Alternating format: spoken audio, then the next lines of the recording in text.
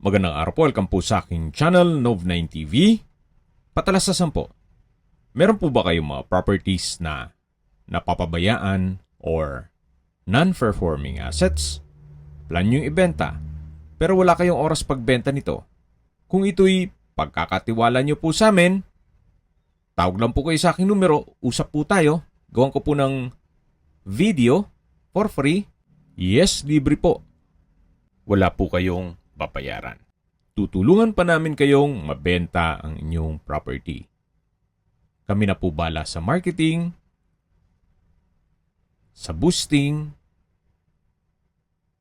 pati po sa paid advertisements, even sa tripping. Hindi na po kayo mapapagod sa pag-entertain ng mga buyers. Kami na po bala sa lahat. Tawag lang po kayo. Sa mga familiar po dito sa property na to, opo, na-vlog na natin to.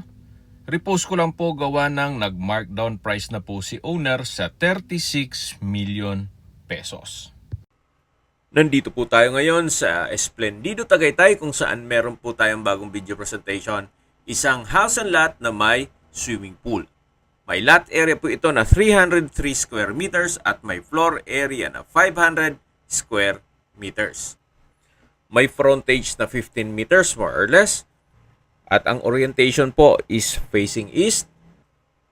May overlooking view ng Taal Lake at Volcano. Then sa likod naman po ay meron pong fairway view. Nakabakod na po buong property at naka-landscape na rin po. May generator in case ng power interruption. Then additional na water tank. Ito po yung pasad. Napakaganda po ng disenyo. Ito po ay well-maintained kaya ready for occupancy. Tungkol naman sa dokumento nito, ito po ay titulado, buhay po ang may-ari kaya wala po kayong maging problema sa documentation o sa transfer ng title. At income generating din po ito. Pwede nyo pong gawing staycation business. Then, ipasok nyo po sa Airbnb. Ito po yung main door kung saan meron pong aluminum screen door at solid wood door.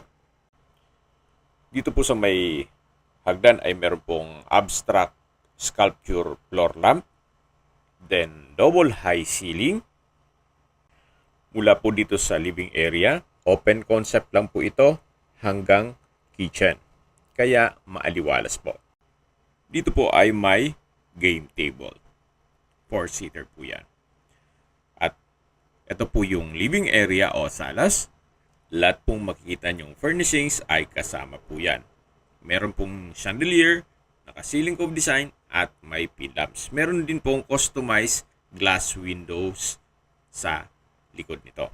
Ito naman po yung dining area na may 10-seater dining set, wooden chair, then glass top. Sa taas po nito ay meron pong modern design na chandelier. Ito po yung formal kitchen. May breakfast nook, may island counter, then range hood, kitchen countertop, wall-mounted cabinet, brand new po ang refrigerator. Dito po yung kitchen countertop na may double stainless sink with faucet, may kitchen window, then may storage po ng kitchen utensils. Dito po sa island ay meron pong premium induction cooker. May stainless sink with faucet at range hood. May kitchen cabinet din po sa baba nito. So, ito po yung formal kitchen. Then, dito naman po sa side na to ay yung pantry. Na naka-glass door po siya. Kaya transparent kung ano man ang laman. Makikita nyo kagad. So, dito naman po yung access door papunta sa dirty kitchen. At another door papunta man sa likod ng bahay. At ito po yung maid's quarter. So, malaki naman po ang spasyo niya. Meron pong dalawang glass window with blinds. At babalik po ulit tayo dito sa loob. So, yan po yung pantry. Ito yung formal kitchen. At galing na po tayo dyan kanina. Mula dito, tanaw natin ang dining area at living area, pati yung hagdan. Ito naman po yung common toilet and bath. May bathroom countertop, shower enclosure, water closet with bidet, at may access din po ito dito sa isang bedroom. Dito po sa may water closet ay meron pong disenyo. Then may towel rack at meron din pong malaking vanity mirror. So kung meron man po kayong PWD or senior citizen sa pamilya, itong unang kwarto ang para sa kanila. Sa spasyo, malaki. Meron na rin pong brand new na split type aircon. May bed frame and mattress. At may customized glass window with blinds. Then dito po tayo dumungaw kanina. So ito po yung toilet and bath. So kung gusto nyo naman na isarado yan, pwede naman po para sarili na yung toilet and bath dito sa first bedroom. So depende po sa magiging setup nyo dito. Then labas po tayo. So, yun ang first bedroom. Then, meron din po itong basement at may roof deck. Mamaya po iikutan natin yan. At kung sakali man po na may extra funds kayo, gusto nyo sa taas ang kwarto nyo, madali na lang po yan gawa ng meron na pong mga elevator. Mga nasa 500 to 1 million po ang presyo. Depende sa magiging disenyo. So, ito naman po yung swimming pool. Meron po itong hot and cold. Then, bagong palit din po ang tiles nito. Mula po dito sa swimming pool, ito po yung balkonahe na kung saan pag dumiretso po kayo dyan, yan po yung papunta sa dining area at kitchen. Then mula po dito, sa kabilang side po ay fairway na. So yan po yung dining area. Meron pong aluminum screen door at sliding glass door. Ito po yung tinutukoy ko na fairway view. Napakaganda po ng tanawin at napaka-aliwalas. So balik po ulit tayo dito sa may poolside. Yun po yung tangke na pinakita ko yung first part ng video. Bali, dalawa po yan. In case lang ng water shortage. Ito po yung sliding glass door with the aluminum screen door. Then, ito po yung hagdan. Na papunta po yan sa basement o man's cave. Mamaya po, bababa tayo. Pero check natin yung mga kwarto sa taas. Ito pong stairs ay naka-tiled staircase, glass railing, at stainless handrail. Meron din pong glass walls na nag-serves as natural sunlight. So, nandito na po tayo sa second floor. Ito po yung family area. May sofa set at glass center table. Sa dulo po ay may glass window with blinds. Then, meron pong sliding glass door with the aluminum screen door. Papunta man dito sa balkonahe. So, mula po dito sa balkonahe, ito naman po ang view. Meron pong mountain view, fairway view, at hanggang sa dulo po yan. So, balik po ulit tayo dito sa loob. Ito po yung family area. Yan po yung stairs na papunta naman sa roof deck o view deck. Ito po yung hallway at ito po yung open below. Yun po yung main door at meron pong glass window nag-serves as natural sunlight dito sa taas. Ito po yung second bedroom. Meron pong sofa bed, bed frame, mattress, pulido naman pagkapintura ng ceiling at wall, may brand new na split type aircon, may wardrobe, then glass window with blinds, then Jack and Jill po itong toilet and bath. May shower enclosure, bathroom window, water closet with bidet, Then, bathroom countertop with vanity mirror at may hand basin. Ito naman po yung kabilang kwarto. So, yan po yung pangatlong kwarto na o room 3. So, sharing po ito, Jack and Jill. Yan po ulit yung second bedroom na may sofa bed. Labas na po tayo para check natin yung kabilang kwarto. Ito po ulit yung hallway at dito na po tayo sa third bedroom. Naka-solid wood door. Then, meron pong double deck. At sa dulo po may pull-out bed. May split type aircon. At ito po yung access door dito sa Jack and Jill na toilet and bath. Na kung saan dyan po tayo galing kanina. Okay, ito po yung third bedroom. Yan po ulit yung hallway. Yan yung open below. At ito po yung daan naman papunta dito sa fourth bedroom. Naka-solid wood door. Then may bed frame and mattress. Maganda ang pagkapintura ng ceiling at wall. Meron pong wooden design na tile flooring at may wardrobe. May brand new na split type aircon. At ito po yung toilet and bath. May shower enclosure. Then nano block overhead shower. May bathroom window. Water closet with bidet. Bathroom countertop with hand basin and vanity mirror. Naka-tile bathroom wall na rin po ito. Then meron din pong floating na bathroom cabinet. So, ito po yung fourth bedroom na mayroon pong customized glass window with blinds. Okay, labas ulit tayo. Yan po ulit yung hallway na papunta sa hagdan. At ito naman yung papunta sa fifth bedroom o master's bedroom. Ito pong master's bedroom ay napakalaki po ng espasyo. May brand new split type aircon, then chandelier, wooden design ng tile flooring, may bed frame and mattress, at ito po yung toilet and bath. Naka-tile bathroom wall from floor to ceiling, may water closet with bidet, then shower enclosure, overhead shower, then may stainless handrail for elderly. Then dito po yung bathroom countertop with a hand wash basin at meron pong jacuzzi. At meron pong French window design.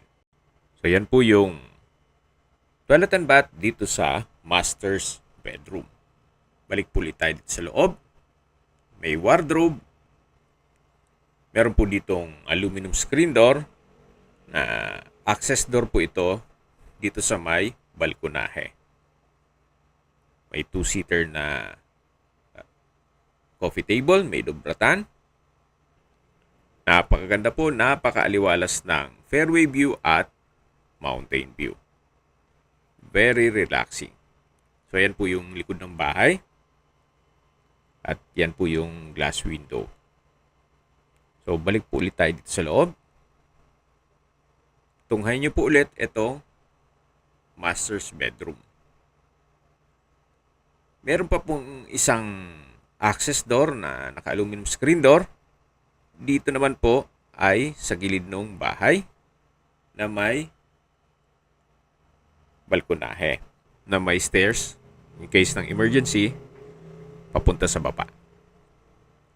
So ito po yung master's bedroom o fifth bedroom na po ito. Balik po ulit tayo dito sa hallway. Then ito naman po yung access door na papunta naman dito sa balkonahe. So marami pong balkonahe ito. Sa ilalim po nito ay yung covered car garage at kakasya po ang dalawang sasakyan. So balik po ulit tayo dito sa hallway. Yan po yung fourth bedroom. Then dito yung third bedroom. Yung second bedroom. At ito po yung open below. So, galing na po tayo dito kanina. Then, dito naman yung family area. At ito po yung spiral stairs na naka-tiled staircase, glass railing, at stainless handrail. Papunta po ito sa roof deck. So, samahan niyo po ako. Akyat po tayo. Then, dito po ay meron pong access door na may aluminum screen door. So, meron pong mga outdoor chairs and tables. Then, naka-tile flooring na rin po dito. At meron din pong common restroom. Na maayos naman po ang toilet fixtures. Then, dito po sa side na to ay yung fairway view at mountain view. Yan po yung view mula dun sa second floor. Napaganda po. At mula naman po dito sa dulo, yan po yung buong view deck. Then, dito naman po ay meron pong Taal Lake at Volcano view. Napaganda po, napakaliwalas, sariwang hangin, at malamig po ang klima. Napakaganda po nito para sa inyong retirement. Kung malayo pa naman ang panahon na inyong pagre-retiro, maganda rin po itong investment na pwedeng gawing staycation business. Habang pinagmamasdan nyo po ang kapaligiran at mag-iikot po tayo dito sa bahay, pag-usapan natin ang distance, location, at travel time. Mula po sa Twin Lakes, ang distance is 3.1 kilometers at ang travel time is 5 minutes. Mula naman po sa Tagaytay Rotonda, ang distance is 13.9 kilometers at ang travel time is 18 minutes. Kumpleto na po doon gaya ng malls, hotels, restaurants, banks, schools, church, at hospital. Yan po yung lagi kong binabanggit sa aking video na dapat nyo i-consider sa paghanap ng property, yung meron pong malapit na hospital. Hindi ko naman po sinasabing sakitin kayo, yan naman po for emergency purpose lang naman. At mula naman po sa Calac Silang Interchange, ang distance is 29 kilometers at ang travel time is 38 minutes. Mula naman po sa Manila o sa airport, ang distance is 71.5 kilometers at ang travel time is 1 hour and 23 minutes. Okay, sa presyo na po tayo. Binebenta po ito ni owner sa halagang 45 million pesos. Okay, bago natin tapusin ang video at bababa po muna tayo sa basement. Yan po yung family area dito sa second floor. At ito na po yung spiral stairs na pababa ng ground floor at basement. Napakalaking bagay po nitong glass walls. Nag-serves as natural sunlight. At yan po yung living area, dining area, kitchen, at yung main door. So, dito na po tayo sa may pool area.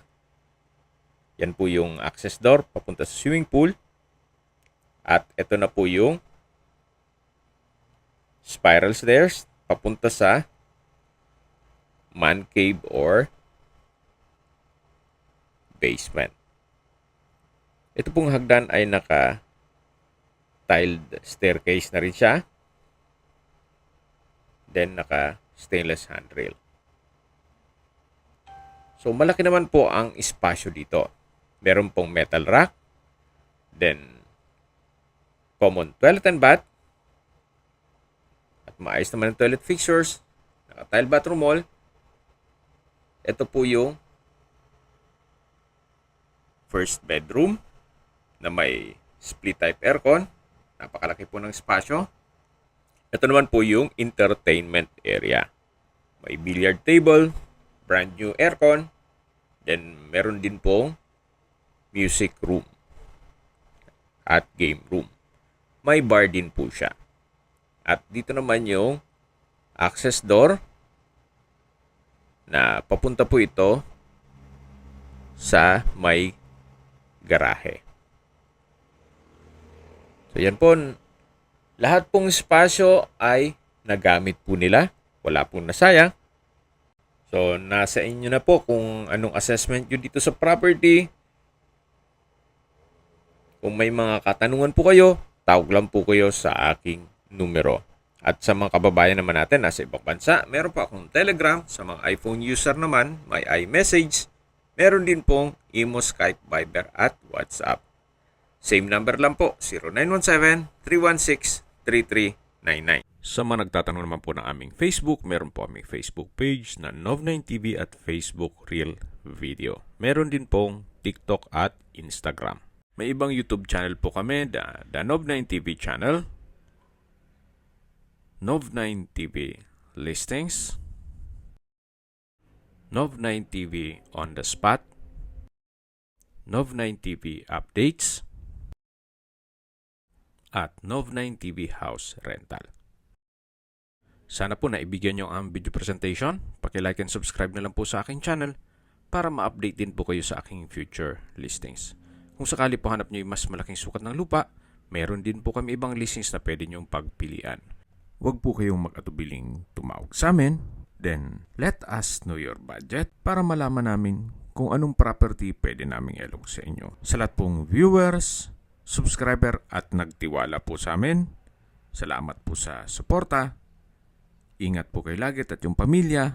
Maraming salamat po.